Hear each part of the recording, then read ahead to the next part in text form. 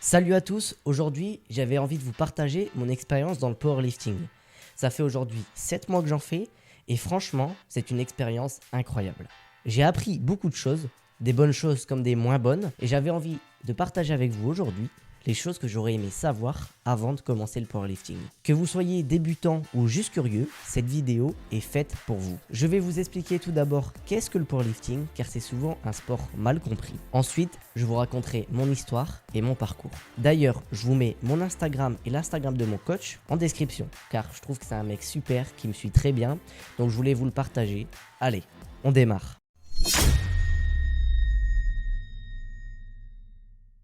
Alors pour ceux qui connaissent peu ou pas le powerlifting, c'est un sport de force pure. Le but est de soulever le plus lourd possible sur 3 mouvements, le squat, le bench et le deadlift. Le squat, que vous connaissez tous, c'est quand on prend une barre sur le dos et qu'on descend jusqu'à ce que nos cuisses fassent une parallèle au sol. Il y a le développé couché, appelé bench press.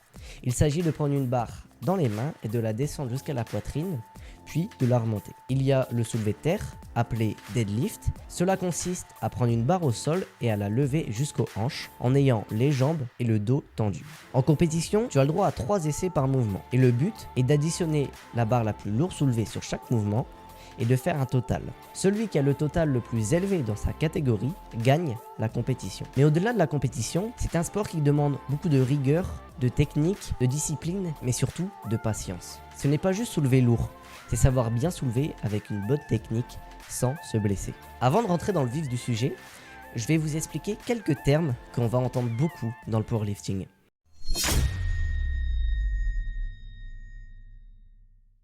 Il y a tout d'abord le RPE.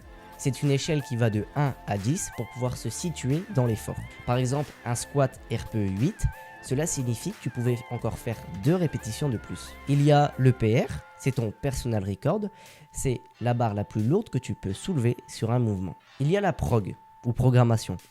C'est tout simplement ton plan d'entraînement que toi-même ou ton coach a fait pour te permettre de progresser progressivement sans te blesser et sans te surcharger. Et enfin, vous entendrez parler beaucoup de SBD. C'est cette séance où tu fais le squat, le bench et le deadlift en une seule. Ce sont les 3 mouvements fondamentaux du powerlifting.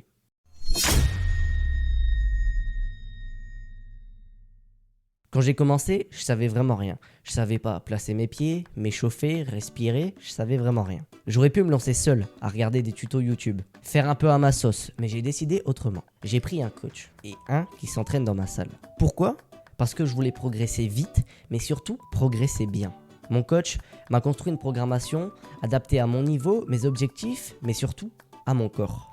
Il m'a corrigé sur la technique, m'aidé à comprendre mes sensations et m'a conseillé sur la récupération. Et croyez-moi, ça change tout. La différence entre un débutant qui se débrouille tout seul et un débutant coaché est énorme. Le coach te fait éviter des blessures qui pourraient te coûter cher, des pertes de temps, de la démotivation. Et en plus, c'est super motivant de voir quelqu'un qui suit tes progrès et surtout qui te challenge jour après jour. Sans lui, j'aurais sûrement déjà abandonné ou je me serais blessé. Donc, conseil numéro 1, ne sous-estimez pas l'importance d'un coach, surtout au début.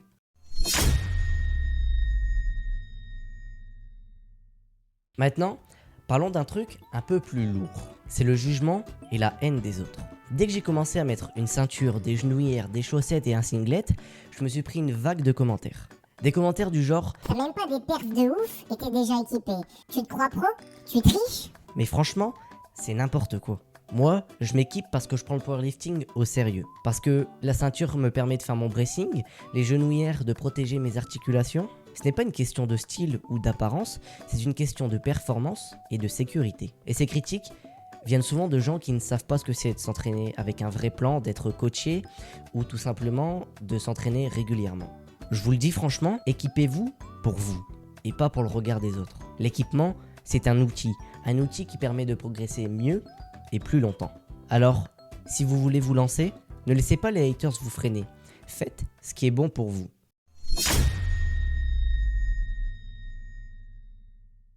Une chose que j'ai appris à la dure, c'est que la progression en powerlifting est souvent très lente. Contrairement à ce que certains pensent, tu ne vas pas forcément exploser ton PR tous les mois.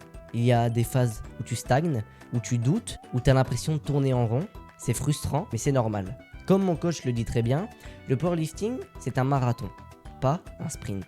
Il faut accepter ses phases, continuer à bosser dur, écouter son corps et surtout garder la foi. C'est ce qui fait que quand tu exploses un PR, tu le sens que tu l'as mérité car tu as travaillé dur pour. Et c'est ça que j'aime vraiment dans ce sport. Il te pousse à être patient, régulier et humble.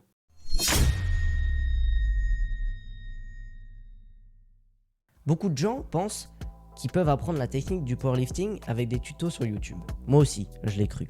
Mais j'ai vite compris que la technique, c'est autre chose. C'est un apprentissage progressif qui prend du temps. Tu dois te filmer, revoir tes vidéos, ajuster ta posture et corriger tes erreurs. Parfois, tu as l'impression de tourner en rond, de ne pas avancer, mais ces petits ajustements sont essentiels pour progresser en toute sécurité. Par exemple, j'ai pris plusieurs mois à bien comprendre comment respirer, placer mes pieds, m'échauffer. Et encore aujourd'hui, je continue à apprendre ma technique. Car en powerlifting, on n'arrête jamais d'apprendre.